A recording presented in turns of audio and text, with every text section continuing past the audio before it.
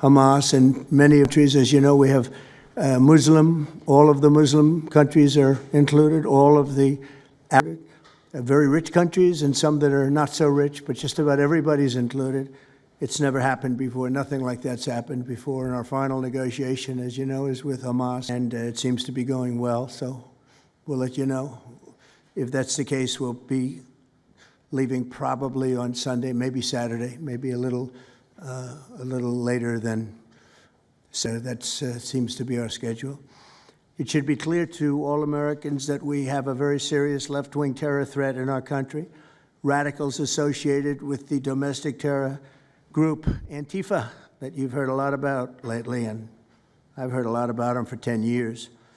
And other far-left extremists have been carrying out a campaign of violence against ICE agents and other officials charged with enforcing federal law. In Chicago, anarchists have surveilled at least 4 local ICE facilities and posted diagrams of the buildings online, meaning nothing but bad, accompanied by photos of specific ICE agents that they're targeting, one in particular who's a top person and a great patriot. In July, approximately a dozen Antifa-aligned militants stormed the ICE facility in Texas and then lured officers out of the building before firing dozens of rounds at police. They were crazy, frankly, shooting one Texas officer in the neck. And in Portland, Oregon, Antifa thugs have repeatedly attacked our officers and laid siege to federal property in an attempt to violently stop the execution of federal law. Everything we're doing is very lawful. What they're doing is not lawful. And what the governor and the mayor of, as an example, you could say of Portland, and you can say certainly of Chicago, it's not lawful what they're doing. They have to be very careful. In addition, 2 weeks ago, radical left terrorists in Dallas conducted a sniper attack on a local ICE facility, killing 2 people and leaving behind a note that read, "Hopefully this will give ICE agents some real terror." That's bad.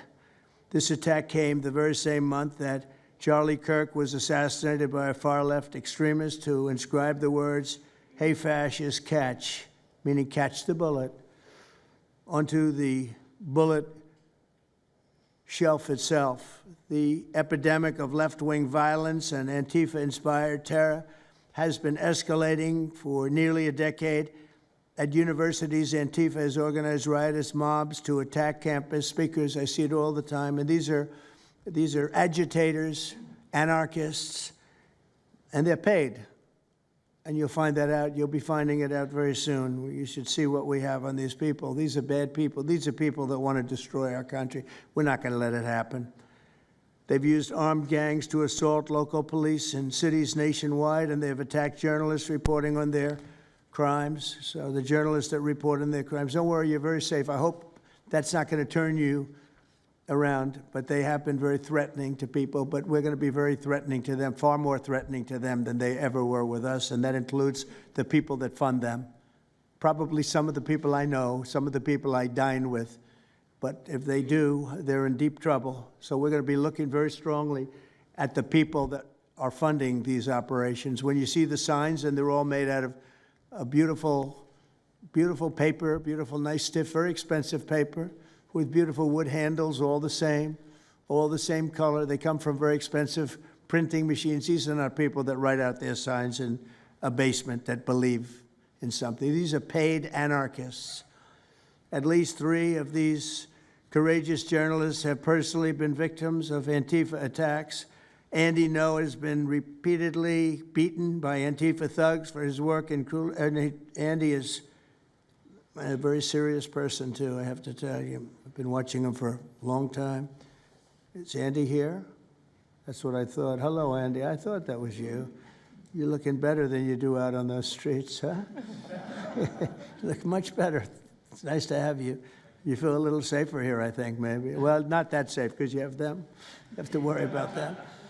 But thank you very much. Andy Ngo has been repeatedly beaten by Antifa, and including one assault that left him with a brain hemorrhage. Only days ago, Nick Sortor was assaulted in Portland by a flag-burning mob, and we've made it 1-year penalty for inciting riots. We took the freedom of speech away because that's been through the courts, and the court said you have freedom of speech. But what has happened is when they burn a flag, it agitates and irritates crowds. I've never seen anything like it on both sides, and you end up with riots. So we're going on that basis. We're looking at it from not from the freedom of speech, which I always felt strongly about, but never passed the courts. This is what they do, is they incite. When you burn an American flag, you incite tremendous violence. We have many examples of it, many examples of it, and it's actually down on tape, and you see things happen that just don't happen unless it's the flag that's burning. Very recently, Katie Davis Court was hit in the face with a flagpole in Portland by an Antifa radical, leaving her with a very blackened eye.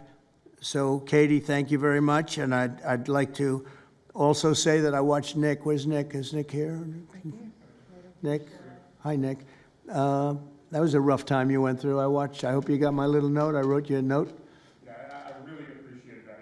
It helped a lot because it was a difficult situation. It was very stressful, and your note helped a lot. I truly appreciate it. I thought it was terrible, actually. I thought it was terrible.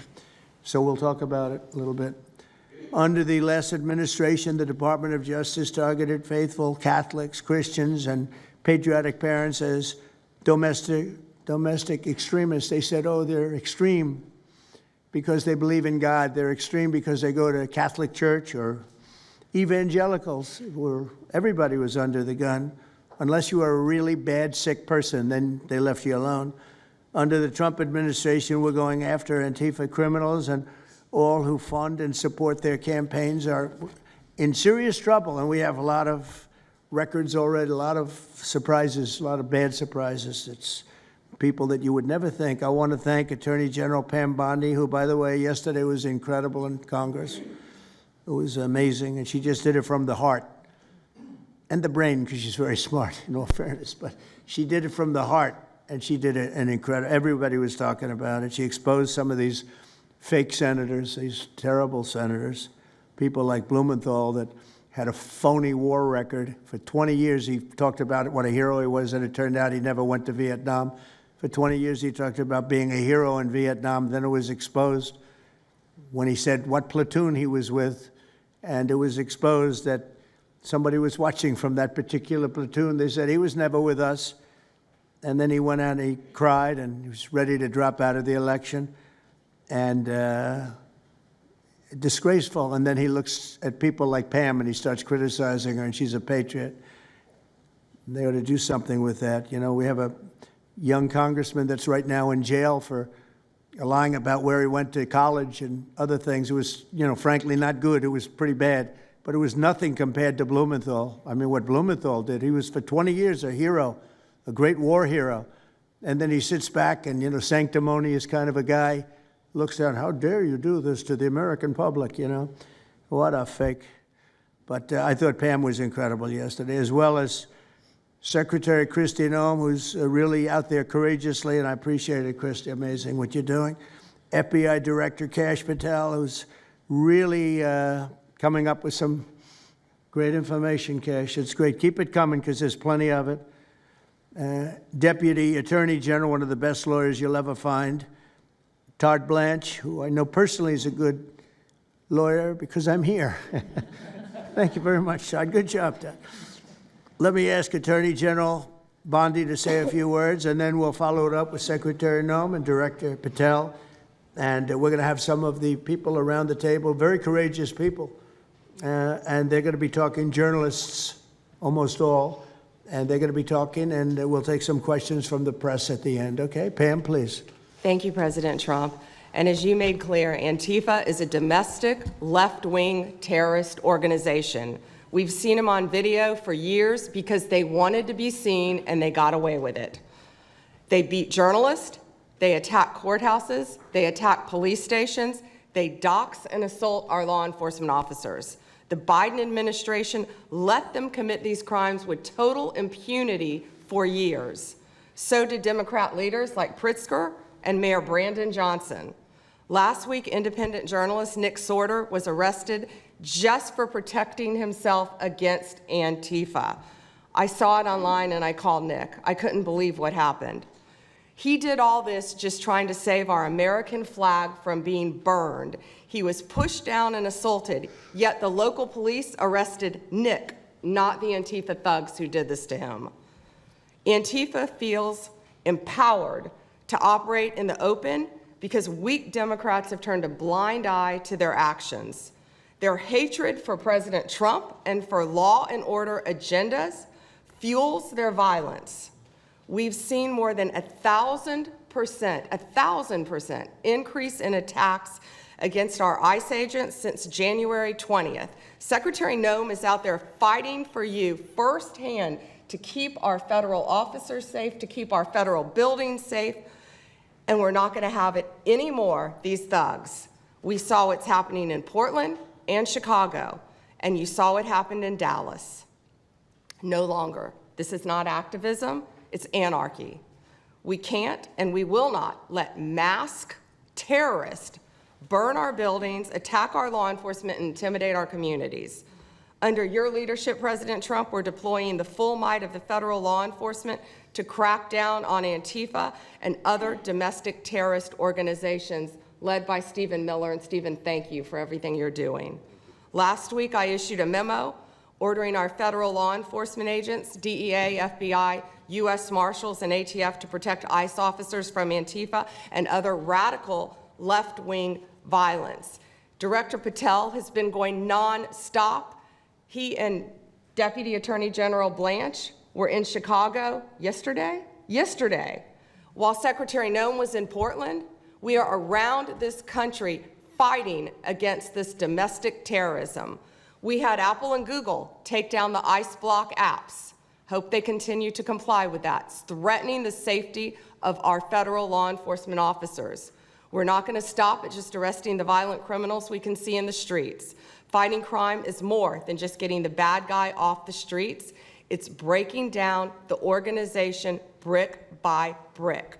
Just like we did with cartels, we're going to take the same approach, President Trump, with Antifa. Destroy the entire organization from top to bottom. We're going to take them apart. Thanks to your bold leadership and the designation of Antifa as a terrorist organization, which is exactly what they are, Americans will no longer tolerate their unhinged violence. Thank you. Thank you very much, Pam. Christine. Well, thank you, Mr. President, and thank you for hosting today and focusing on Antifa and the terrorists that they are. Let's not make any mistake. These individuals do not just want to threaten our law enforcement officers, threaten our journalists, and the citizens of this country. They want to kill them. Their agenda is to destroy the American people and our way of life, and this president is standing in their way. He is stopping them from bringing their death and their destruction to the individual citizens in this country that just want to raise their kids and their grandkids in peace and in safety. I want to also thank everyone around this table for being so bold and so brave, for standing up and recognizing the threat that Antifa is to our way of life. By recognizing how advanced they are, how sophisticated their networks are, how they've infiltrated our entire country, and we're seeing them play out with their tactics from city to city, and how they have built out their funding mechanisms. And sir, I also want to thank our Treasury Secretary for his work in getting to the bottom of these funding mechanisms and individuals who are perpetuating this violence on our American cities. I was in Portland yesterday and had the chance to visit with the governor of Oregon and also the mayor. They're in town, and they are absolutely covering up the terrorism that is hitting their streets. While you talked about some of the stories of our ICE agents, our Border Patrol agents, how they have been attacked, how they have been shot at, injured, the damage that they've done, these leaders in these local cities, along with Pritzker and Johnson, ignore what's going on, or, sir, they're helping Antifa cover it up. We have arrested dozens of individuals that are Antifa members or affiliated with them, and I want to thank our Attorney General for prosecuting them and making sure they never see the light of day again. They have been so bold in making sure we're bringing those individuals to justice. One of the individuals we arrested recently in Portland was the girlfriend of one of the founders of Antifa, and that we are hoping that as we go after her, interview her, and prosecute her, we will get more and more information about the network and how we can root them out and eliminate them from the existence of American society. I want to thank the new journalists here today for telling their stories and for being able and willing to go to the streets and to cover what's happening here in America. Many times the legacy media has looked the other way, refused to tell the stories. The networks have not really focused on what this is and what damage it is doing to our country, and how this network of Antifa is just as sophisticated as MS-13, as TDA, as ISIS, as Hezbollah, as Hamas, as all of them. They are just as dangerous. They have an agenda to destroy us, just like the other terrorists we've dealt with for many, many years. And today is the day that we have a president that won't tolerate it and will stand up and fight for the American people. So thank you for being here, for being so bold, and for standing in the gap at such a time as this. It will matter, it will make a difference, and your life will be one of significance because of what you've done today. So with that, God bless you, and thank you, Mr. President. Thank you very much. Thank you. Cash, please. Thank you, Mr. President. Mr. President, the American people gave you a sweeping mandate in your victory in this election cycle, and they demanded safety and security for our citizens. And your administration, with your leadership, has provided us with the resources that we need, which is a whole-of-government approach to go after criminals absolutely everywhere, not just outside of this country, but within this country. And that takes a whole-of-government approach. The interagency seated up here with the Department of Homeland Security, our Attorney General, our Deputy Attorney General, and your White House staffers, and including Stephen Miller's leadership, has allowed us to go out there and map out these networks. What we are doing at the FBI is simple. It does not require rocket science. We are following the money. Money never lies. And that's what it's going to take to bring down this network of organized criminal thugs, gangbangers, and yes, domestic terrorists, because that's what they are. They are harming everyday citizens in every single one of our communities. And the folks you see here on the right and left, they're some of the bravest men and women we have today. They're reporting the stories live time because the mainstream media won't cover it. They're putting their lives on the line. They're standing up for the flag. The least we can do is stand up for them. So you have my thanks. I read more of your stories than I do theirs because you guys are putting out the truth. And we deserve a country where you are protected as equally as they are. We, in this FBI, will go after with the criminals with a vengeance. We will not rest until we find every single seed, money, donor, organization, and funding mechanism that we have. And I want to echo the Secretary's comments on Scott Bessent, who's allowing us to map out these networks through their financial criminal activities, which has been going on for decades. And I would like to remind the American public, they built this disease temple of corruption over decades. And in 8 short months, Mr. President, you have crippled their foundation because of your leadership here, because of the interagency, because of people like Deputy Attorney General Blanche, and because of Attorney General Pam Bondi's fearless leadership to go after criminals wherever they are. They will not be able to hide. They were able to hide and conspire with prior administrations, and we are exposing their corruption from within. And we will go to every single city in this country under Operation Summer Heat and the other operations we are doing at the FBI to bring these criminals to justice. We will arrest every single one of them from whatever perch you sit in, private or public, no matter how your goal or your ambition is. It will be crushed by the Constitution because the American people deserve law and order, and that's what we're going to give you. Thank you very much, Cash. Great job. Maybe we'll start over here. Would any of you like to say something? Feel free. You can say it in front of a fine group of people, also journalists and reporters. You want to start? Sure. Go ahead. Absolutely. President Trump, members of the cabinet, really appreciate you guys bringing this together. And the fact that we are here today on such short notice shows how serious you guys are taking this issue of trans terrorists and frankly, the cities and police departments that are cooperating with Antifa, such as Portland. I mean, the Portland politicians are literally willing to sacrifice their own citizens just to appease these Antifa terrorists. It's sickening. I've seen it firsthand, obviously. When I went to jail that night, never expected it to happen. I thought that they were maybe removing me for my own safety. It never crossed my mind that I was the one that was being arrested for a crime after I was just thrown into a hole. I heard from the Department of Homeland Security after I had gotten out of jail, and one of your, I won't say exactly who it was, but somebody very close to Secretary Noem over here said that they were legitimately worried for my safety in the Portland jail. But luckily the Portland jail was, I was the only one there, essentially, because they don't actually arrest people in Portland. besides conservative journalists, I guess. So, look, I'm glad that it was not a good night for me. Let's just say that. It was not fun sitting in that jail, but I'm glad to see what has come of it. And I've been able to talk to a bunch of FBI agents, ATF agents, DHS agents that I didn't even know existed until I went there and went to that ICE facility. And the morale is at an all-time high. It is so exciting to see these guys know now that they have the backing of the Secretary, the DOJ, as well as the President of the United States, and they are there to do their job. They are going to fulfill this mission and deport these violent criminals. I believe one of the ones that I did a ride-along with Secretary Noem yesterday, President Trump, and there was a pedophile that had come into the country 5 times over the past 7 years. 7 years, and apparently under the Biden regime, that was just allowed to happen. That was fine, no problem. It's concerning to me that you're seeing the Portland Police Department, as well as the governor of Oregon, and the mayor, of course, coming out and running defense for pedophiles that have entered the country illegally 5 times. It's crazy. I'm glad it's taking a front row seat in the media.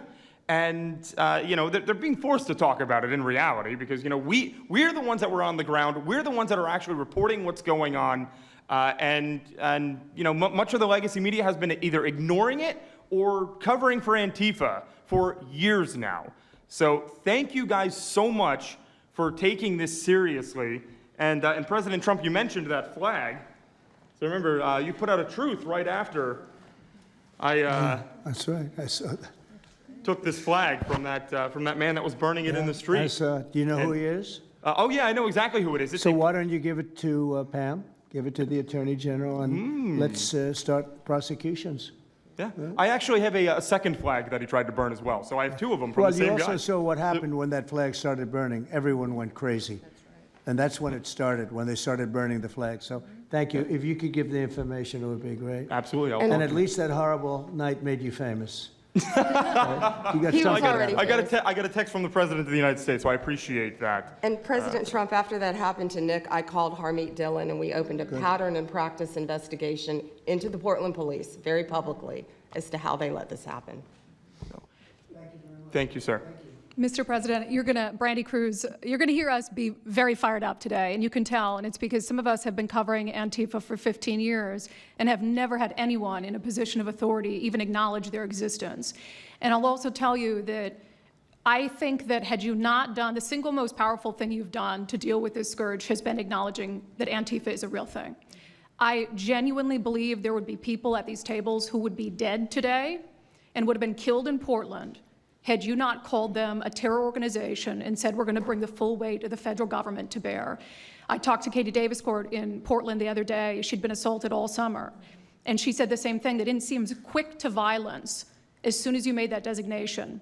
So they're thinking in their heads, they're worried. There's been 24 or so arrested in Portland. They don't want to go to federal prison. There's this video of them, one of them who was in the face of an ICE agent, and then he's in custody shaking. Once you take the mask off, they're nothing. Right. And I was told by probably a dozen people not to tell you this. I'm going to tell it to you anyway, because it's relevant to what we're talking about. I'm living proof that you can recover from TDS. I had strong Trump derangement syndrome for probably 8 years. This is one of the reasons I recovered from it. And by the way, it's much better to not have TDS. I'm happier, I'm healthier, more successful. I even think I got a little more attractive after I got rid of my Trump derangement syndrome. Yes. I'm a reporter in Seattle, and frankly, I could not care any less what any of you have to say about this meeting. Could not care any less. We're not here for you. I'm not here to convince any of you that Antifa is a real thing, because if you have not come to that conclusion by now, you are never going to come to that conclusion because you don't want to see it. And you're going to go and you're going to say it's a bunch of right-wing conservative influencers who are here spinning a tale. I was one of you. I was a mainstream reporter in Seattle for 10 years. I was a TV reporter on the streets doing my job, and I was still assaulted by Antifa. So it's not about being conservative. It's about people who go there and show what they're doing. And when I saw, after all those years, that the media wouldn't be honest about what was happening, that Democratic politicians wouldn't be honest about what was happening, I thought, well, gosh, if they're not being honest about that, maybe they're not being honest about President Trump either. And it opened my mind to just looking at things for what they were. And now I find you quite funny, actually. It's like I said, I'm much happier about it. But, you know, for me, again, I could not care any less the stories that they go to print. This is what I care about. We have 3.5 years. Nothing is guaranteed, although I think if Democrats keep it up, we'll probably have Republican presidents for the next 3 decades. But nothing is guaranteed, and so what I want to see over the next 3.5 years is a full court press to dismantle Antifa once and for all in a meaningful way. I know, Andy, we talked before this about some ideas. That's really what we want to, I don't care what the media says, I don't care what Democrats say. They will never wake up to this fact. So we want the federal government to take as many of these cases as possible, look at the interstate travel between Portland and Seattle when it comes to these people who are committing violent acts, and hopefully in 3.5 years, they will be a shell of their former selves. Very close to that, and it's Antifa and many others, Yes. unfortunately. There are many others, bad ones. Most have been named terrorist organizations. There are a couple that we're going to, but I think we've got it pretty well covered. But there are many others, but very specifically today it's Antifa, and it's really bad, and we're going to get it cleaned up. Andy, do you have something? Thank you very much. I'm glad you no longer have TDS. I feel very good about that. Fully recovered. Thank you. Thank you, Mr. President and members of the Cabinet. I have a lot of gratitude, and a little bit about my background. I'm born in Portland, Oregon, from there, and growing up, it's always been left-wing, very progressive, and I liked it. It had cafes and artists and those who lived a bohemian lifestyle. And in 2016, I was a graduate student at Portland State studying political science. I was an editor at the student paper there, a very progressive paper, and I was assigned to cover the election night demonstrations. Well, the elections night protests turned to riots, 3 days of violent rioting in Portland, and it was the first time that I saw groups dressed in black with their faces covered. This was 4 years before COVID. Some of them were waving the black flag of anarchism, some the red flag of Marxism. And within seconds, they would ravage one street to another, to another, to another. And the next day, I would read the legacy media, which I still read at that time and looked forward to, and I looked up to those journalists. And I was really shocked to see that the narrative was that these, in my view, anti-democratic political violence was legitimate acts of protest because people were concerned about racism or all these other lies. And so for the next 4 years, I just continued going out with my video camera. I thought, look, people can ignore what I write because of spin, but videos can quite speak for themselves. And in 2019, it led to me nearly losing my life. I was covering another Antifa protest turned riot. At that point, had been routine in Portland, and then I was ambushed in a mob beating. And I had never been in a fight. I didn't even realize that I was being assaulted until seconds in. And the punches came from everywhere on my head and my face, and I was bleeding out of my eyes and ears, and then they threw all the drinks in my eyes to humiliate me further and to laugh at me. And I was rushed to the hospital in an ambulance and CT scan, and I had subarachnoid hemorrhage, which is bleeding in the brain. I nearly died. And after surviving that, the reporting that I saw in liberal media it seemed to suggest that I had deserved it, because they branded me far right, and some even went so far as to suggest that I maybe faked my injuries. A BuzzFeed reporter asked for my medical records, which I did provide, but this felt so, it's like because I didn't die in that attack, there was another round of people who wanted to finish me off. But I continued, and then 2020, Portland was really the epicenter of the longest political violence. Those months of riots, I was on the ground, undercover, and there was an assassination there. There was a supporter of Donald Trump named Aaron Danielson who was shot dead by a self-described Antifa member who then fled out of state and died in a shootout with US Marshals.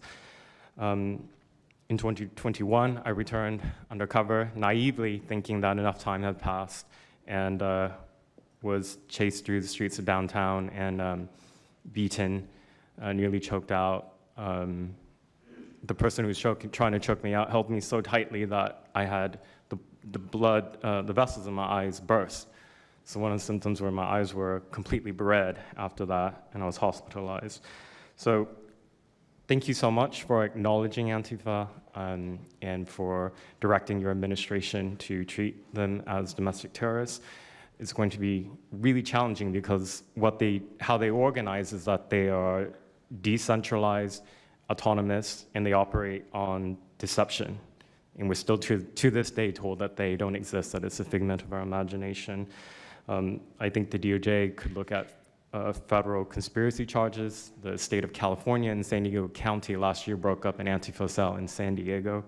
And I think maybe perhaps the State Department should designate Antifa, its international arm, as a foreign terrorist organization, FTO. So thank you so much for this invitation, Mr. President. Thank you very much, Andy. Great. That's a rough time you had, huh? So the chokeout was almost the end, you felt? Yeah, that was my only near-death experience in my life, and I'm quite shaken when I think about it now. It really feels unbelievable to me that on the streets of America that this type of violence against citizens could become so routine and accepted and cheered on by people. Although, you know, in the immediate aftermath of Mr. Kirk's assassination, we saw again that type of depravity play out on quite large swaths of the left. So there's a deep sickness that's in this country right now, and it pains me a lot to acknowledge it. Yeah, the amazing thing is you look at Portland, and you see fires all over the place. You see fights and, I mean, just violence. It's just so crazy. And then you talk to the governor, and she acts like everything is totally normal. There's nothing wrong. It's almost like, are you waking up from a dream or something? You see it on your network. You see it all over the place. And it's so bad. It's so crazy. It's like the movies you see for the kids, I guess not only the kids, adults also, where you have these bombed out cities and these bombed out people. It's like worse than that. I don't think they could make a movie as bad. And then the governor will get up and say, I don't know why they're coming here. It's such a wonderful place. And the amazing thing is the people want us to be there. The people, when they get the real people that live there, many of them have left, but the real people want us to be. The same thing in Chicago. So they've had 60, 70 murders over a short period of time. Murders, people that got shot.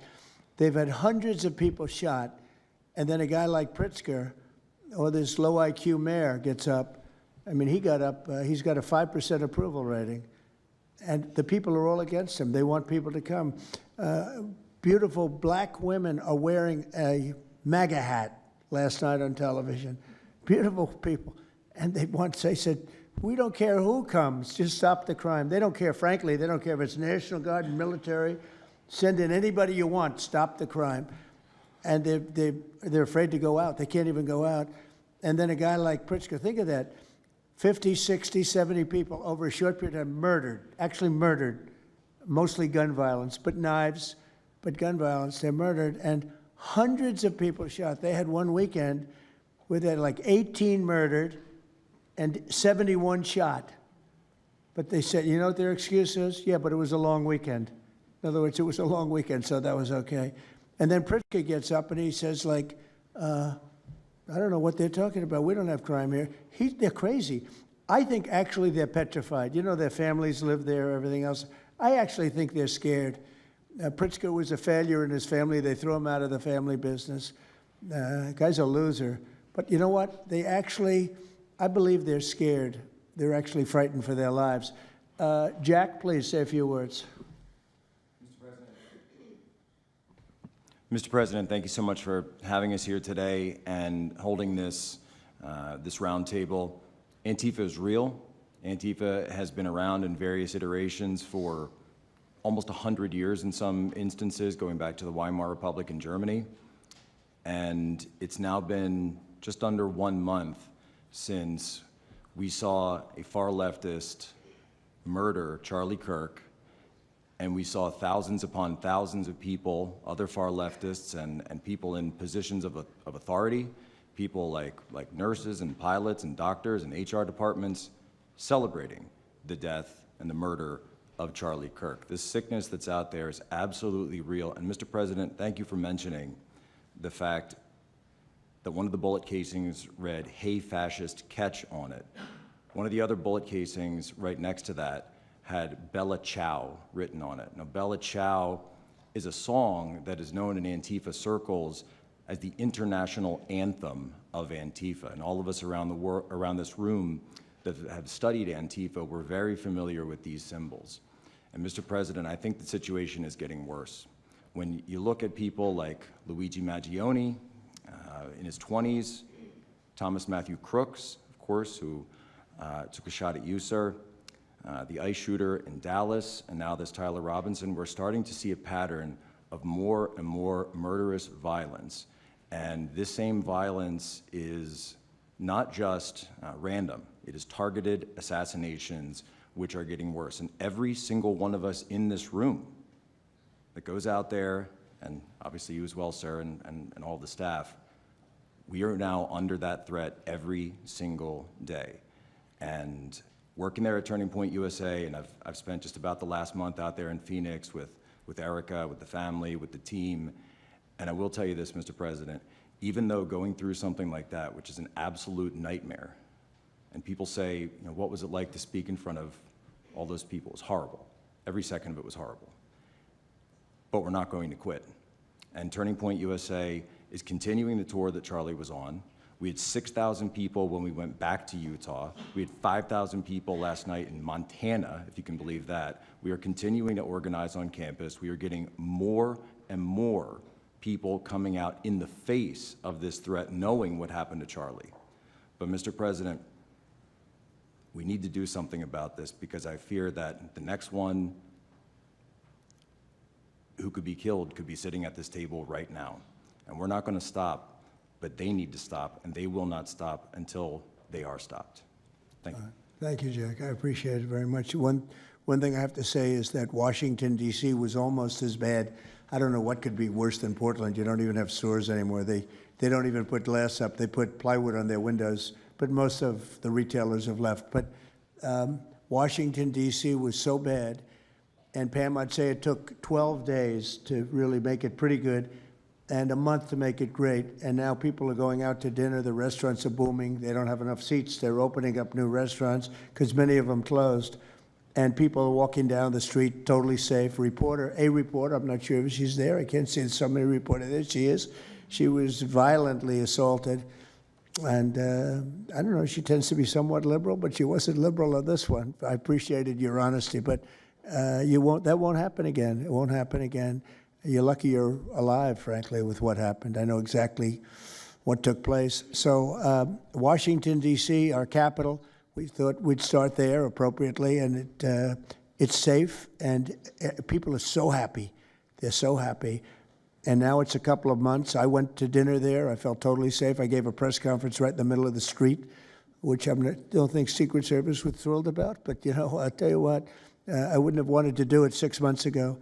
It's incredible what happened. Now we're in Memphis. As you know, we're having a great impact in Memphis. It's been only a week, but it's, Cash, I hear it's been amazing what's happening there, just very early. But you take a look at D.C. and you take a look at some of the other. We've had a big impact. What we haven't said, because Pritzker said, well, crime is going down in Chicago. Well, 5 months ago, Cash went to Chicago with a lot of FBI agents just to prepare it, so that we went in with, I guess you could call it a surge, call it whatever you want, but would be even more effective. And we're going to be doing that, and very, very strongly doing that, because Chicago is a very unsafe city. It's a great city. The head of the Union Pacific Railroad said, sir, please save Chicago. It's a great city. It can be saved. Other cities are gone. I mean, they're lost. They can get better, but they're just really, they've been so decimated. But I'm so proud of what they've done so quickly in D.C., and it's taking place quickly in Memphis, where we were asked to go by the mayor and by the governor. And it's really incredible what we can do and how fast we can do it. Let's go for two more. Would you like to go? And then Katie, you'll go. Okay, please. Yeah, thank you, Mr. President, for having us here. And not to sound like a broken record, but it needs to be said that Antifa is real. Yeah. It's real. It's a threat. I just saw them last weekend over in Portland while they're causing mayhem over there. And the reason why they're such a big problem is because we have Democrats and a lot of people in the mainstream media refusing to acknowledge that they even exist, right? So how can we as a country begin to address it if we have large swaths of these people who are supposedly decision makers and people who are supposed to inform, they don't want to say that it exists.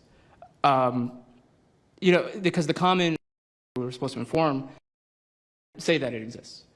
Because the common argument is like, well, they're not a real organization because there's no national leadership, they don't have a national headquarters, so how can law enforcement go after a group that doesn't exist like that? Well, law enforcement goes after criminal groups that organize to rob banks or do smash and grabs.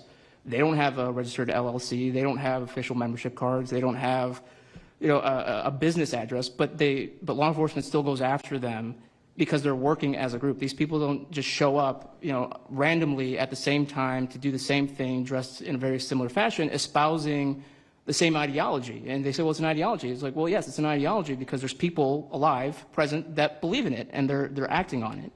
And so I've been very well aware of what Antifa's been doing. I was very busy during the riots in 2020. That was probably my most exposure to them prior to this year.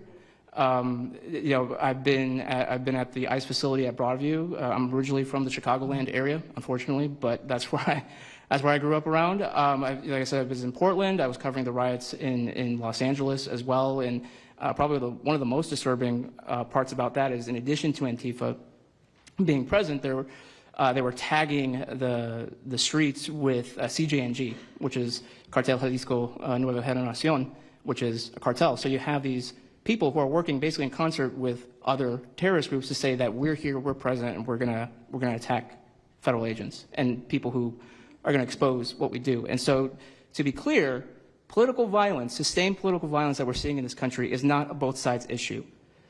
I was, I was at Charlie Kirk's memorial in Glendale recently. Conservative gathering, totally peaceful. It was the most peaceful gathering that I've been at. Every other time that I've been covering violence in the streets, just this year, just this year, it's always been from left-wing people. Radical left-wing people, and it's not even just Antifa anymore. The shooting that happened in the defensive shooting that happened in the Chicago area, that wasn't someone dressed in black bloc. That was just somebody that had taken upon themselves to go out and try to interfere and ram federal vehicles. So people are becoming more and more radicalized, and it was to be expected, unfortunately. And the reason why we're in this position today is because after I was done covering the riots, I was at the border, from the San Diego sector all the way down to the Rio Grande Valley sector, covering the border crisis month after month. And we all knew the solution to that. We all knew why it was happening. It's because, well, it's racist to have a border. It's like, well, actually, it's not, but okay. And so it required you to come back into office and to fix the problem, but it's no longer just a border issue. It's a nationwide issue, and that's one of the reasons why you got elected back into office, because thankfully the American people said we're not going to deal with it anymore. But unfortunately, there's a lot of people, as we've seen, who are willing to take to the streets to do violence. And that's a scary thing, because typically when I was in 2020, I was covering Minneapolis, Los Angeles, Portland, Seattle. I was over in Chaz, and that was to be expected. But now, because the issue of immigration, illegal immigration, is so widespread, riots can happen anywhere. Attacks can happen anywhere. So that's why it was weird kind of going back to my home state to cover this violence. I mean, just after the Dallas shooting, they were chanting outside Broadview, shoot ICE, shoot those, efforts, shoot those efforts. So I'll just leave that. Thank you so much again for having this. This is very dangerous. We don't work for companies that have billions of dollars. We're running and gunning often on our own. We became friends. A lot of us are friends because we would see each other all the time, and we became friends because we wanted to have someone watch our back while we're out there. Because like I said, we're just out there. And but we'll continue to do it because it's an important topic. It's an important issue. The American people deserve to know what's happening in these chaotic situations, and we're more than happy to do it. So thanks, sir. Great job. Thank you very much. Katie, please. Hi, Mr. President. It is an honor being here today, and I first wanted to start by thanking you guys for designating Antifa a terrorist group. It's exactly what this group is. It's a long time coming. I'm an investigative journalist from Seattle. I work for the Post Millennial alongside Andy No and Jack Posobiec. I have been infiltrating Antifa cells in Seattle and Portland for the past decade. I know their inner workings, and Antifa uses extreme political violence to crush the civil rights of their political enemies and believes that violence is justified by any means necessary. But today, I want to focus on what is happening in Portland at the ICE facility. I've been covering this for the past 4 months, and this is a call out to corporate media who has completely ignored this story or has falsely reported on it. This is nothing short other than a sustained attack on the United States, which is being supported by Democratic elected officials. The Portland Police Bureau has completely abandoned several blocks outside the ICE facility, giving away their jurisdiction to a terrorist group who has spent the past 4 months harassing, assaulting, and intimidating anyone they perceive to be against their cause. Not only have federal agents been relentlessly assaulted for more than 100 consecutive days, black-clad anarchist militants concealing their identities behind black facial coverings have been assaulting reporters just for trying to cover their crimes. Today, I am sitting here with a black eye and a concussion after being violently hit in the face with a metal pole while reporting outside the ICE facility just this past week. After the attack, I immediately went to three Portland police officers who refused to detain the suspect. I took the time to chase down the suspect in the streets, had her held for 35 minutes. I was waiting for Portland police to come, and they never came. Then that's what opened my eyes to what this group is actually doing. I watched 20 Antifa militants help my assault suspect escape into an Antifa safe house that is 1 block away from the ICE facility. And this safe house is where Antifa-affiliated protesters are conducting paramilitary operations. It's where they're arresting, they're showering, they're eating to continue this occupation. I have staked out this safe house and have observed shift changes. This group is highly organized. It is being funded through mutual aid groups, and they have no plans of stopping. Residents living across the ICE facility have been held hostage by Antifa. They're begging for federal intervention. The city refuses to help, and they want you, President Trump, to come in and restore law and order. I want to stress the importance of taking this situation seriously, because when I first started reporting on this occupation, I went undercover in Black Bloc. I talked to these Antifa militants. I lasted for about a month. They believe that ICE agents are the Nazi Gestapo who need to be killed. They told me that directly, and I think that if this situation is not taken as seriously as it is, it's just a matter of time before someone gets killed. And thank you for having me. Thank you, Katie. That's pretty incredible. The only question nobody can answer is why. Why are they doing this? They're like insurrectionists. They're terrible people. But you really wonder why. Why are they doing it? What are they gaining other than they're obviously paid? They're paid a lot of money. Go ahead, please. Mr. President, if I can answer that question, the reason why they're doing it is because the same media that's sitting in this room with us has declared all of us at this table Nazis and fascists, and they've been doing this for years. This is why Antifa feels emboldened to attack us. Now, almost every single person at this table has been threatened with a steel bat. We've been assaulted, we've been harassed, we've been threatened, and that is in huge part due to the media. So my message right now is for you guys. Because 2 years ago, back in 2020, by the way, I was censored for my reporting on Antifa here in Washington, D.C. You were talking about how safe it is. Now, Mr. President, it wasn't so safe back then. Back in 2020, I watched as a father was being mobbed and surrounded by Antifa members as his terrified, crying children looked on and the police here did nothing. I watched as a woman had her hair violently ripped out of her skull simply for waving an American flag on the streets of Washington, D.C. And by the way, if you guys try to go and find any of this footage, you won't find any of it because Twitter deleted all of it because our president shared my reporting and they deleted my entire account immediately after. So now, if you want to know what happened in 2020, all you're going to see is the media headlines that said that it was fiery but mostly peaceful. Thanks for that one, CNN. The reality is that it was an extremely violent period of time, and for the last 10 years, Antifa has been wreaking havoc on law-abiding and innocent American citizens, and it needs to end. Now, I'm with Turning Point USA. It's an honor to be here, Mr. President. Thank you guys so much, everybody in the administration, for giving us a seat at the table, because the media has not only been demonizing us for so long, but immediately after the brutal assassination of our founder, Charlie Kirk, our Turning Point USA chapters have seen an uptick in violence across the nation as Antifa chapters that are embedded in our universities go and target them.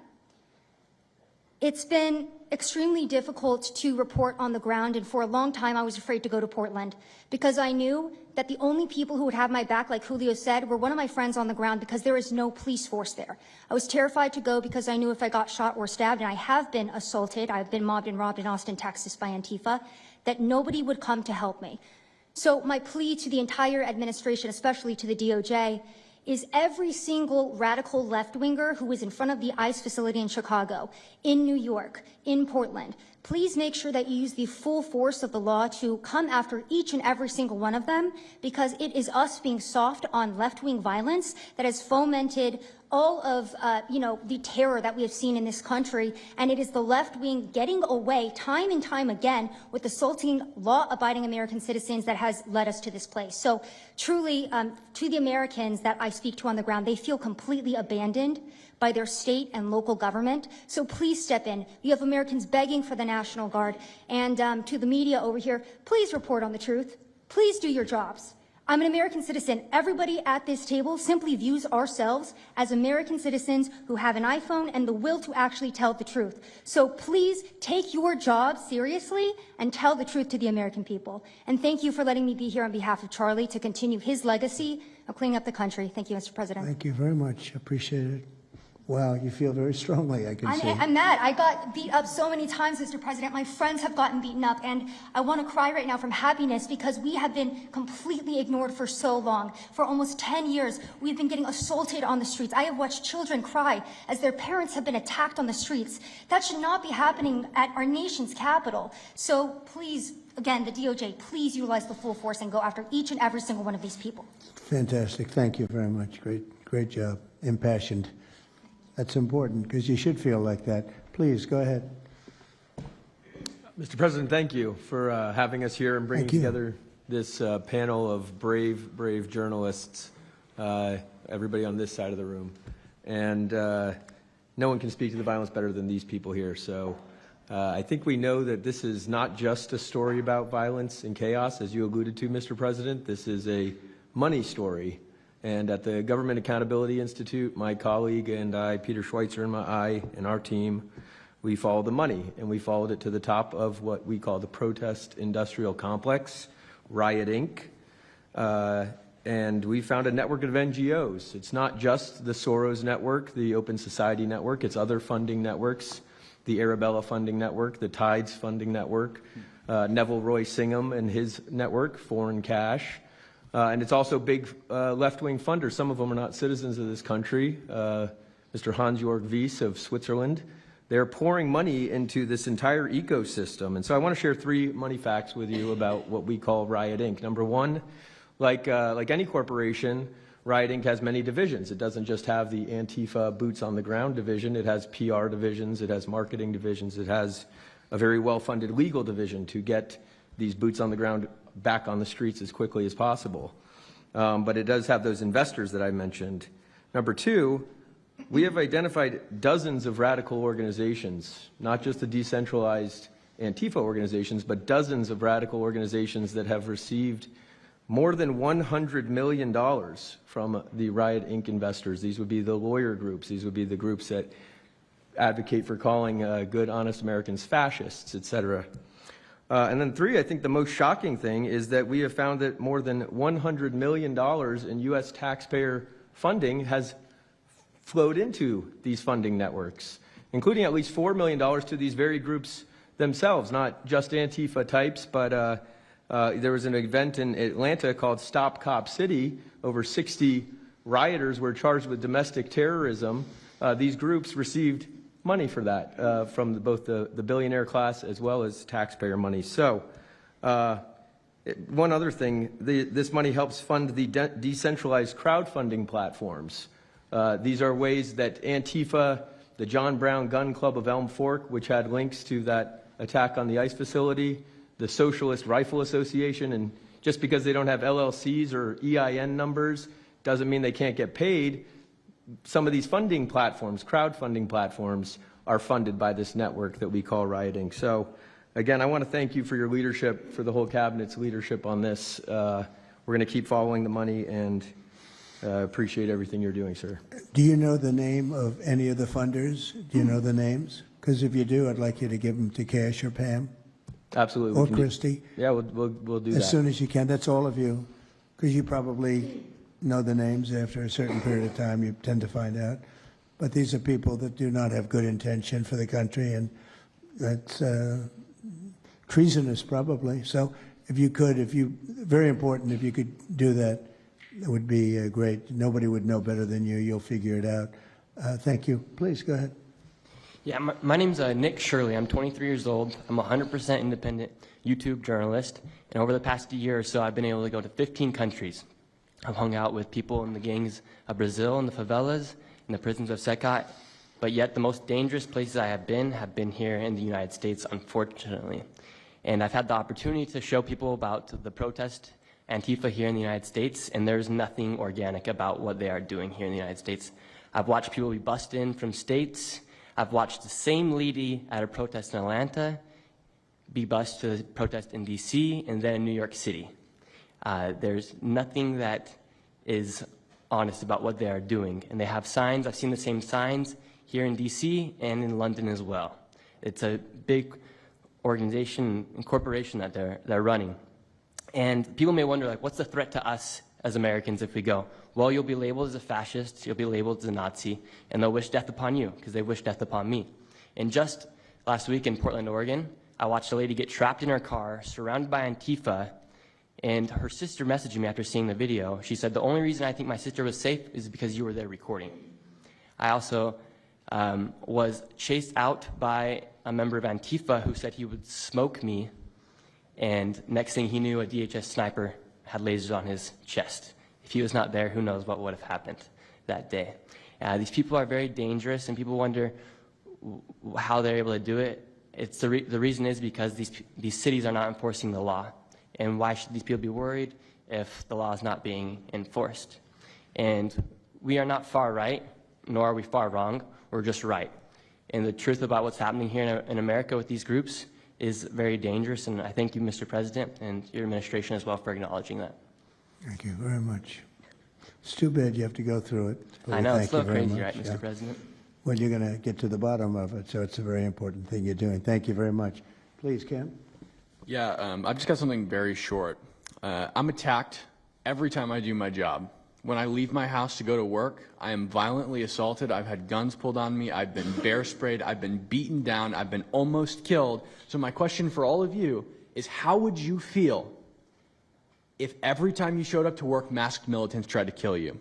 Because that's how we feel. That's our lived reality. And you guys go and tell us that we're liars, the riots aren't that bad, right? I've never seen any of you guys on the ground. In fact, I've never seen anybody representing the companies you work for on the ground. You guys come to us for interviews that never get published. Stop saying we're lying. We're not. We risk our lives every day to do the job that you guys are too afraid to do. What network would you say is the worst, if I could ask? Oh, man, yeah, that's a real tight spot. Honestly, it's a simple question.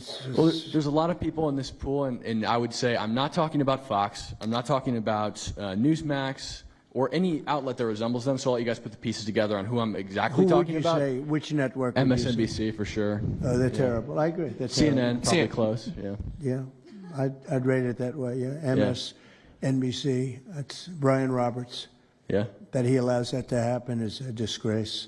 Absolutely. And CNN is second. Yeah, second. I would say CNN is not quite as bad as MS. MSNBC is not really a news site anymore. Oh, MSNBC is sick. Yeah. They're sick. Well, sir, it's also else? just the stories that they publish about what's the ICE enforcement operations that are so heavily slanted that it's no longer, as I was saying, no longer just Antifa, but Americans that are becoming radicalized. So they've been very irresponsible with how they've been reporting Who on is it. that? MSNBC, for example, they're Would you rate them the worst? probably. Who would you rate second? Well, they ran a story about an operation in Southern California about how a father of 3 Marines was arrested, and they made it seem like they just did it because he's brown. But there's video of that same man charging at the agents with a weed whacker. Now, I've worked with weed whackers back in the day, and you don't want to be on the receiving end of one of those. So that's why he was arrested, but the story was presented as if it's a brown guy just simply being arrested. And I've been around ICE agents, and, I'm a citizen, so, I feel fine. But it's just, that's why. It's not just Antifa. It's not happening in a vacuum. It's It's working in conjunction. I think they work in conjunction with some of the media. I think ABC is very bad. I think NBC is very bad. And CBS has a new owner, so we have hope for CBS. CBS has a great new owner, my opinion. But I will tell you, ABC is terrible. NBC is terrible. NBC's MSNBC too. They changed it. They moved it over legally so they couldn't be tainted by the words MSNBC, but they are absolutely terrible. There are a lot of them. What about independents? Independent networks. They're a little bit better, but I would say that we're an example of how you don't need to be part of a super large company to be able to do just basic journalism. All you got to do is sit and record, and you'll let the story play out. And that's why they hate us. That's why Antifa targets us. Well, I watched a level of dishonesty that's incredible, where answers are changed. Like just before the election, an answer was changed by Kamala. She gave a horrible, death-defying, election-defying answer. And they took the answer out and they replaced it with another answer that she gave 5 minutes later, having to do with a different subject, but at least it wasn't election-defying. No, the level of dishonesty with the media is incredible, whether it's on Antifa or many of the other groups. You're talking about Antifa, and I know that's close to your heart because that's the one that's most affecting you. But there are others that are as bad or almost as bad as Antifa, having to do with different people, different sections of the world, but it's terrible. We're not going to let it go on in this country. We're not going to let it go on. And a big problem is not all of them, but some of the networks out there. And you do wonder why. You really do. Okay, please. Go ahead. Yeah. Mr. President, thank you again. Thank you. My name is Jonathan Cho. I am an investigative reporter for Frontlines Turning Point USA. I'm also a senior fellow at Discovery Institute in Seattle. And I cover far-left extremism as well as the homeless drug crisis in America. And I find it oftentimes those worlds intersect. And hot off the presses, what I wanted to bring to your attention today is a report from a Capital Research Center here in D.C. in conjunction with Discovery Institute. They just put out this study right now. And what it shows is that Antifa is heavily embedded in the homeless and housing nonprofit sector. In many cases, the homeless industrial complex is running cover for Antifa. Antifa is benefiting from American tax dollars, and they're essentially being used as the muscle.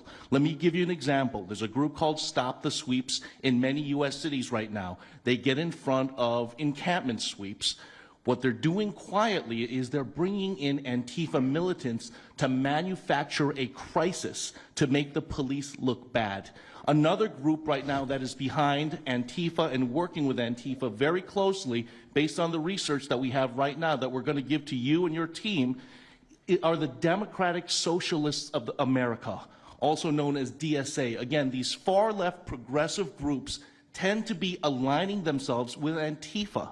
So finally, in closing, what I wanted to thank you again, Mr. President, is that a few months ago, earlier this year, you put out an executive order on homelessness and the drug addiction crisis in America, and that's sent the entire homeless industrial complex on the run. You have absolutely moved the needle and changed the game.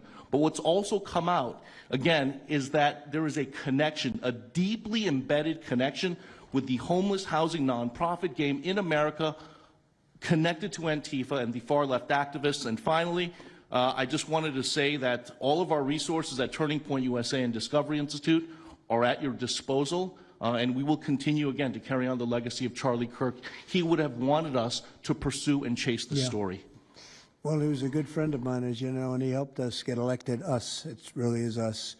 It's even some of them, but not too many of them, not enough of them. And did you notice when we mentioned CNN and MSDNC, the cameras went off. 2 of the cameras immediately went off, but they're not going to cover it anyway. The problem we have is that this is a very important meeting, but you'll see very little press about it. These are major statements being made by major people, including the people right here, and you're not going to see too much about it. They don't like to cover this kind of thing. So it's very dishonest what's going on there. I think the press is a big factor.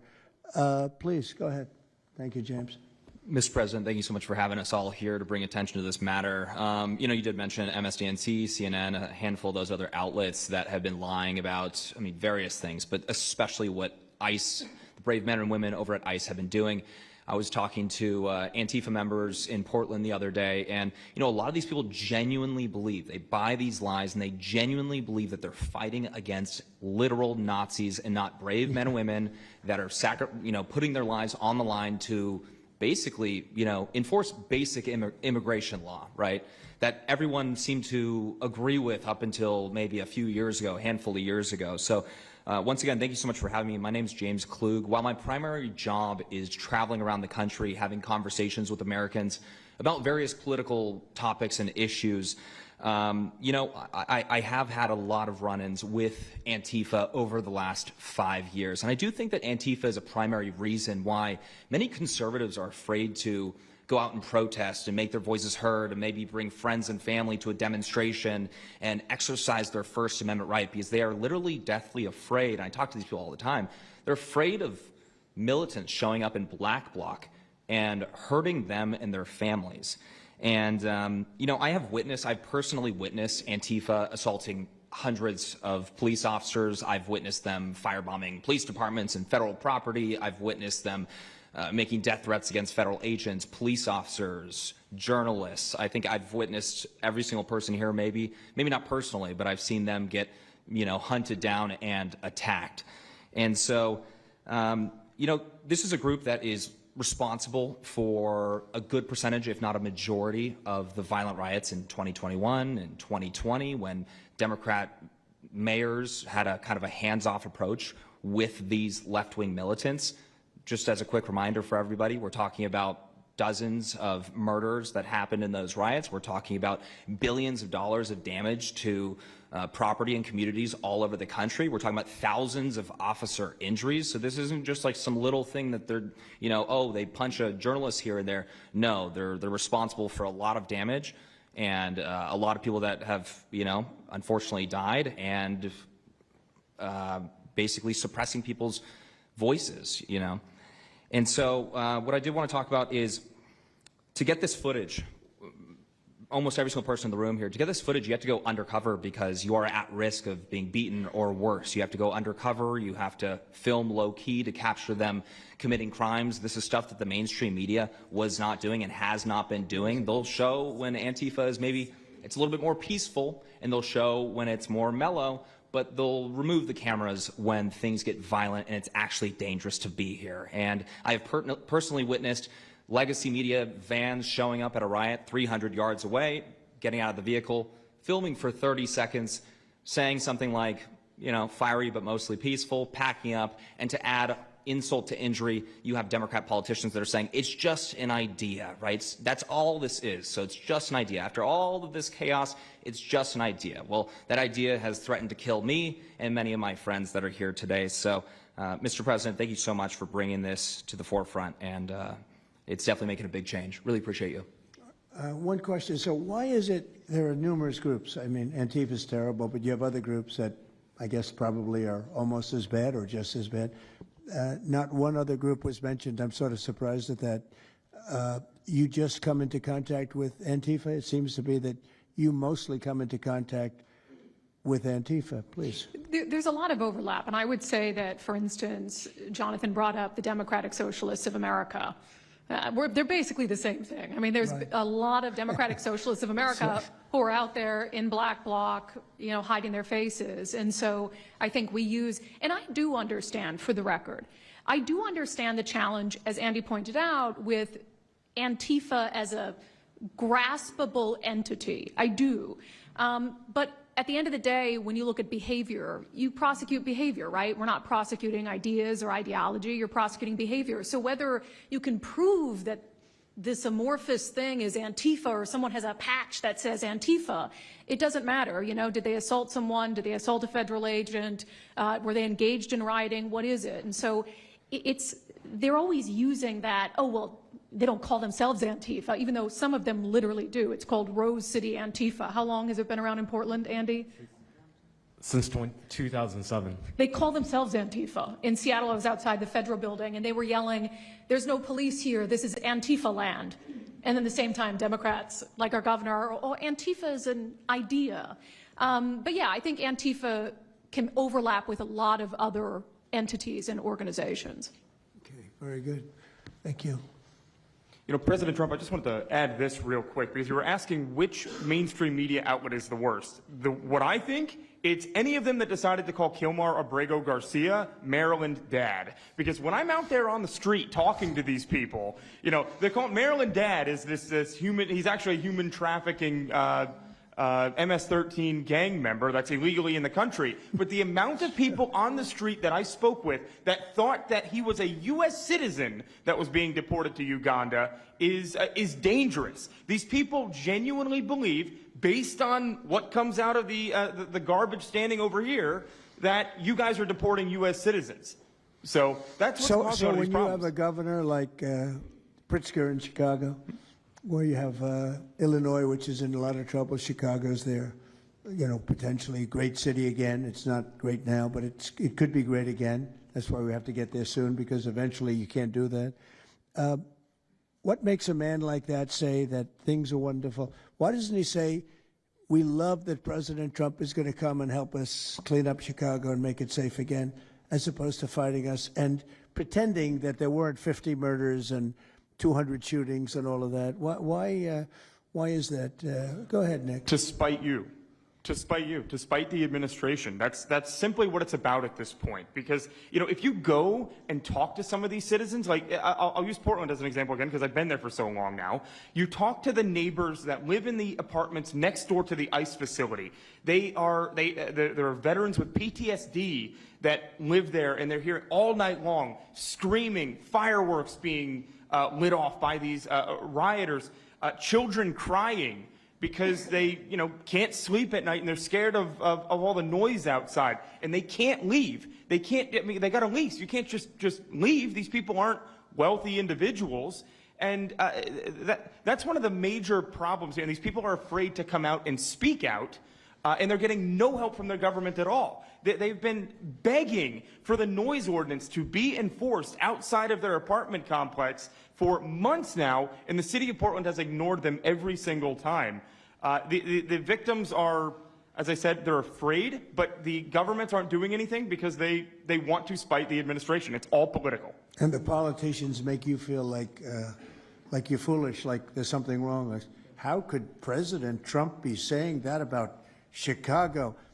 And yet the night before you see that, you know, 11 people were shot, 5 people died, and you have him talking about like it's a wonderful situation. They make you feel guilty. And a lot of people don't get over that. They just don't get over it. I think they convince the people. Do wealthy people leave too or not? Places like Portland, are the wealthy people leaving? People that can leave, are they leaving? I think that they're moving to the areas that have been gentrified. I mean, the Oregon governor, when she was saying, we don't need Trump here, she's walking around. It's a very tight shot, if you notice that. And she said, Portland's just fine. You know, look at me. And they'll focus on the couple areas of Portland that are very nice. Well, she was saying that, and there were explosions in the background. Yeah. I mean, there was a reason they cropped it in. Explosions in the background. Sir, Anybody have anything else to say over here?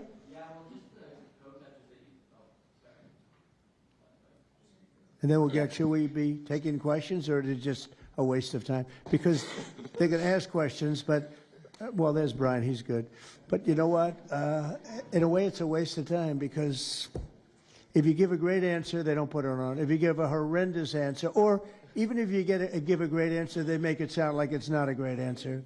They're very dishonest. Go ahead, Nick. Yeah, and I think part of that dishonesty comes from what they see. For instance, I've never been asked to go on any other show besides Fox News. My clips go viral everywhere, but they've never even asked, like CNN's never asked, MSNBC's never asked, and a lot of times when I go to hotels, I'll stay and I'll watch like MSNBC. Fortunately, their ratings are terrible. They are terrible. MSNBC is dying, and CNN is dying like a dog.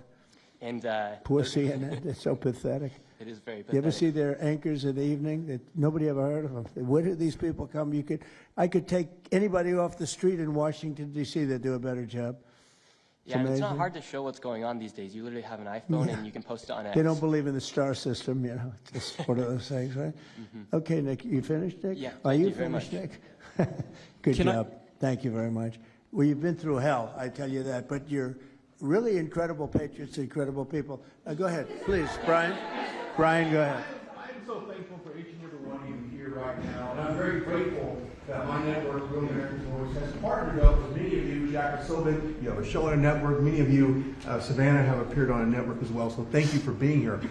My question is this: in terms of following the money, I would just notify that the city of Austin is cleared to vote tomorrow to basically waive a $120,000 fee so that a No Kings, basically an anti-Trump rally, can occur in their city. They're bypassing the fees, rolling it to the taxpayers. So my question is to you, what can the people of Austin, Texas do right now to make sure that their tax dollars don't fund a No Kings anti-Trump rally coming up? Why don't you just tell me? I would love to do something about that. Bring a lawsuit, do something. You know, the best thing you can do is have honest elections, because the elections are totally rigged in so many of these places. You know, you take a look, the people, they're all loving you. They can't breathe. They love so much, every one of them. You don't see one negative. Then all of a sudden you lose the election by 20 points. The elections are so rigged, and we proved that in 2020 more than any other time. But even the last election, there were areas that I won by much more. We won in a landslide, but I actually won in more of a landslide than we thought. I said, you got to get out, make it too big to rig. And fortunately, the people made it too big to rig. They tried. They tried. But the biggest thing you can do is have honest elections. You know, if you don't have, and you need great media. You need borders. Wait. You need borders. You need honest media. You need honest elections, and you have a great country, and you need all three of them. Yeah, go ahead.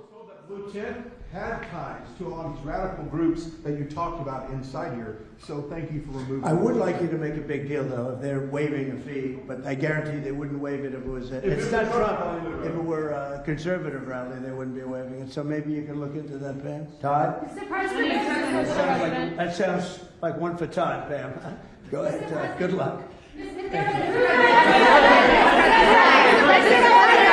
There's proof that Antifa actually infiltrated on. Who are you? I am with What network? I'm with Al Arabiya. It's an Arabic network based in Riyadh in Saudi Arabia. But I am before in Pula today.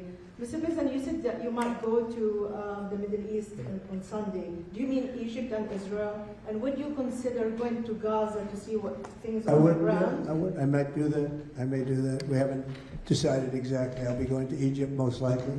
That's where everybody is gathered right now, and we appreciate that very much. But I'll be making the rounds, as the expression goes. I probably will. Mr. President. Go ahead. Just to clarify, you said you might go to Gaza. You're saying that's Who the you first with? topic. I'm representing the TV pool, but I'm with NBC, sir. That's too bad. Okay. Well, just to clarify, you said you might go to Gaza, and then the second question I had earlier today, you said the mayor of Chicago and the governor of Illinois should be jailed. Have you asked the Justice Department to look at possible charges? No, I've seen the law, and when you have a group of people where the police call off the safety for ICE officials, I've understood that, and I've read it today in numerous journals, that's illegal. What they did is I guess it was ICE, Christie, right? They were under threat, and the police were helping beautifully, and it was fine. And then all of a sudden, a woman was on the line saying, "Everybody, move back, get out." And they were given an order by the second person in the police department, and the governor knew about it, the mayor knew about it. I understand that's a criminal offense. Do you want to comment on that, Christie? Yes, sir, we're seeing that kind of pattern happen with local law enforcement and state law enforcement, not just in Illinois, but also out in Oregon, too. In fact, in Portland, I was there yesterday, but some of the ICE officers were telling me that as they drove by the rioters that were saying, kill ICE agents, Molotov cocktails, melt ICE, that the Portland police were cheering them on and had their fists in the air cheering on the rioters that were threatening their lives. So in Chicago, we had a 10-car caravan trail our ICE officials and pin them down. And those ICE officials, to get out of their vehicles, a woman tried to ram them and run them over, and shots were fired to get them to safety. So it's happening on a regular basis, and any elected official that allows this to happen and gives cover to those kind of individuals who are perpetuating murder should absolutely be prosecuted, in my opinion. Mr. President. Daniel. Thank you, Mr. President. And by the way, we have Marco Rubio. Marco, come on up here, please. He's going to bring a little stability to this group. Come on up. Does everybody know Marco Rubio? Is there anybody that doesn't? Some of the reporters don't. That's why they shouldn't be reporters. Which job is he here for today, Come sir? on up here, Marco. Anything we should know about the Middle East? That's what we're hoping to talk to you about here, Mr. President. He's doing a good job. He was born for this job, I can tell you. Daniel, please. Mr. President, thank you very much. I have two questions for you, if that's okay. Seamus talked a little bit about the money aspect of this. Do you believe if you go after where the money is coming from with Antifa, in regards to Antifa, do you believe that would be similar to cutting the head off the snake, so to speak? And It would help. I don't know that it would be totally complete, but it would certainly, you'd knock out 75%, 80%, 85%. These people, a lot of them don't believe it. You know, when I watch them, I say, I can almost tell a pro by, they're like professionals. That's all they do. And they get paid by somebody. I think it would knock out a lot of it. Yeah, not all of it maybe, but a lot of it. And then a follow-up to that is a lot of the people who we've listened to over the last hour, they've emphasized that Antifa, it's not necessarily this big organized thing. It's a bit ambiguous. It's deorganized. I think that's one of the words that Andy used. What is the challenges of going after a group that makes it intentionally difficult to go after and find? That could be for you, the Attorney General, anyone up there. Well, they're smart people, and they deceive. A lot of them are crooked people. A lot of them have been staying out of trouble their whole lives, and they've been bad from the day they were born, frankly. But these are sick people. Pam, go ahead, please. Well, they're smart, but they're not smart enough. Oh, my microphone's broken. They're smart, but they're not smart enough. They have been covered by these liberal cities for so many years. And that's why we're all working with Treasury, with all these different departments, to find the criminal conspiracy. Okay. I'm just giving. Yeah, I was just given a note by the Secretary of State saying that we're very close to a deal in the Middle East, and they're going to need me pretty quickly. So I will take a couple of more questions. Please. Thank you, sir. I also have two questions for you, if I may. Have you given any more thought to possibly suspending habeas corpus to not only deal with these insurrectionists across the nation, but also to continue rapidly deporting illegal aliens? Yeah, is suspending who? Habeas corpus. Sir. Oh, I don't know. I'd rather leave that to Christie. What do you think? No, sir, I haven't been a part of any discussions on that. All right, go ahead. In the ceasefire This is CNN speaking, by the way. So, are you this is participating? one of the worst reporters that you'll ever see. I don't even want to take a question. It's a waste of time. Go ahead. Mr. President, how will you decide which workers get back pay and which workers do not? Well, we're going to see. Most of them are going to get back pay, and we're going to try and make sure of that. But some of them are being hurt very badly by the Democrats, and they therefore won't qualify. Go ahead, please. What will the administration do to foreign Antifa organizers and funders who are located overseas? Go ahead. In the yellow, please. So the Nobel Peace Prize will be announced on Friday. You've been nominated by many world leaders. By many, many countries. That's by many right. countries, as well as the hostage families. Do you think you will win? I have no idea. I mean, look, I did settle. Marco would tell you we settled 7 wars. We're close to settling an 8th. And I think we'll end up settling the Russia situation, which is horrible. 7,000 people died last week, by the way, in Russia, between Russia and Ukraine. I think we'll settle that. So I don't think anybody in history has settled that many, but perhaps they'll find a reason not to give it to me, you know? Perhaps they will.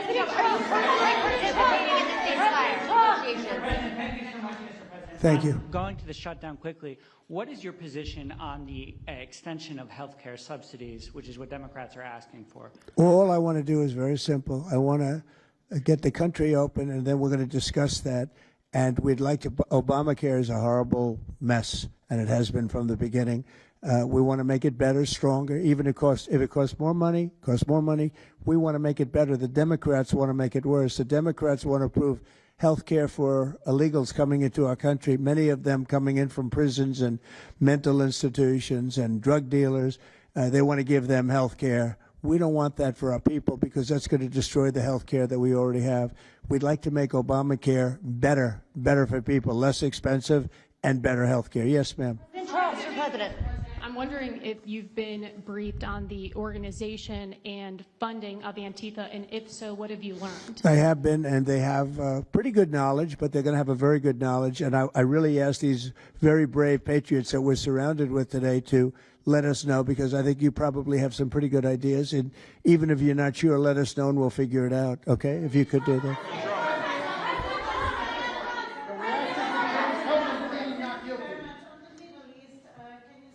You're from Italy? No, I'm from France. Can you specify how close we are to the deal? Would that be announced today, tomorrow? And do you want to see the hostages released before you travel to the region? No, I think I'll probably go maybe before the hostages are released or shortly thereafter, pretty much shortly thereafter. Yeah, please. Participating in these negotiations. Go ahead. Who are you with? Who are you with? The Center Square. I had the honor of asking you originally if you would designate Antifa a terror organization. And I stand here before you today, and I'm echoing what Andy said over here. Are you going to work with your administration as the Secretary of State's here? Are you going to work with your administration to designate it a foreign terror organization? You mean it a terror? Antifa? A foreign terror organization. Well, has that been done? Pretty close, right? Would you like to see it done? Yes, Mr. President. Do you think it would help? They have foreign links I'd be glad all to across do it. Western I think it's Europe. the kind of thing I'd like to do. If you'd like, does Middle everybody East. agree? If you agree, I agree. Let's get it done, okay? Let's get it done. Marco, we'll take care of it. Mr. President. That's international, you mean? Yes. International. Yes, Mr. President. Sounds good to me. Foreign terror organization. Steve, are you okay with it?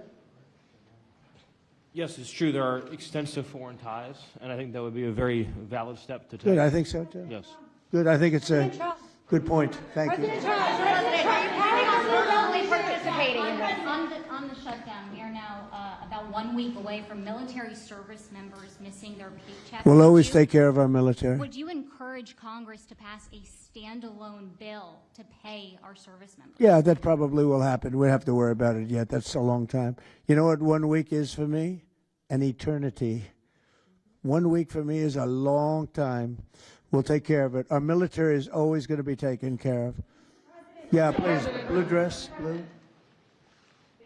President, Rebecca with Blaze News. I'm curious to know, so you're talking about the money funding these Antifa organizations, and somebody brought up Roy Singham, I think it was you, who, by the way, is married to one of the co-founders of Code Pink, this infamous left-wing organization. I'm curious to know the administration. Who is that? Who is that? Roy Where's- Singham. He's married to. No, did you say they're here?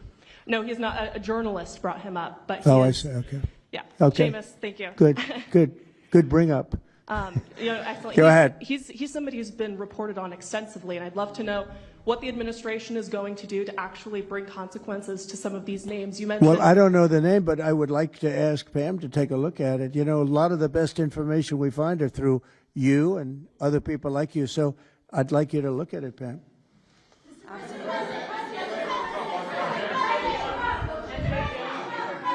In the back, please. It's been actually very compelling proof that Antifa did infiltrate on January 6th, dressed up like Trump supporters and incited violence. Is that something that you would want the new J6 committee at Congress to look into? Well, I've heard that. They dress up like, they're fresh out of MAGA, but they have nothing to do with MAGA. And they make trouble and they try and blame it. And yeah, we know some of that and we will be acting on some of that. We've seen it. So I think you could stay a little longer, but the problem is, although you have some very honest journalists in here, you also have some largely dishonest journalists like MSDNC and CNN. I think they're very dishonest, unbelievably. It's like a waste of time even talking to them. But I have to go now to try and solve some problems in the Middle East, although I'm very well represented by our Secretary of State. He could probably do an even better job than me. But who knows? We don't want to take any chances. So we're going to go and do that. If you'd like, Pam, would you like to stay for another 5 minutes, 10 minutes while we have all these great people? And I'll let Pam and Christy take over and get some good points out. I just want to thank the people around the table in particular. You've been amazing. You've been brave. You're real patriots. You're real patriots. And at some point, we're going to have to look into, at least in certain cases, rewarding you with some very important medals and honors, okay, as we have done and will be doing with Charlie Kirk. You know, Charlie is getting the Presidential Medal of Freedom, which is our highest award outside of the Congressional Medal of Honor. And I think they're sort of even. One's civilian and one's military. But unfortunately, the civilian sometimes is military also because of what we have to go through on the streets of this country. I can only tell you this. We have a great nation. We have a nation that's right now the hottest in the entire world. We're the hottest nation in the world, despite all of the things we've been saying today. But that's going to make your job easier because nobody's doing better than we are financially. We've never done better. We've had, I think, 58 stock market increases since I've been top, meaning record increases. We have never seen anything like it, and we're going to keep it going. That makes it a little bit easier for what we're doing. I guess maybe it also makes some people crazy because they don't want to see us do well.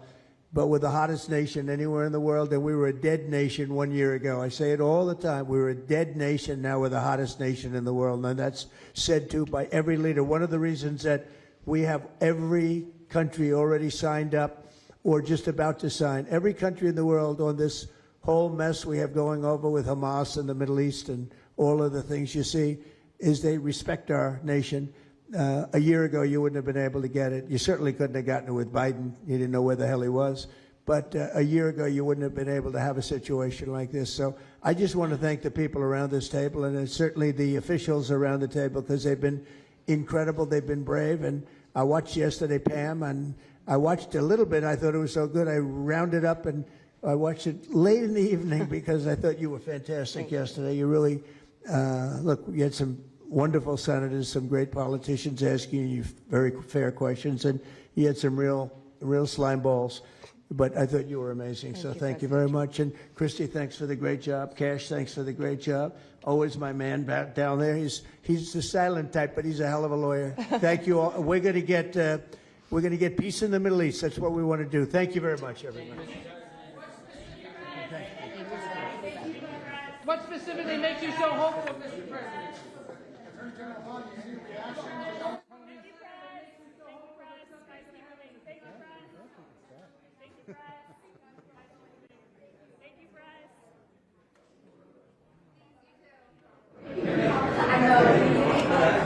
What's left to do, Mr. Rubio? Mr. President, what's left to do on Gaza? Thank you, guys. Thank you. Keep it big.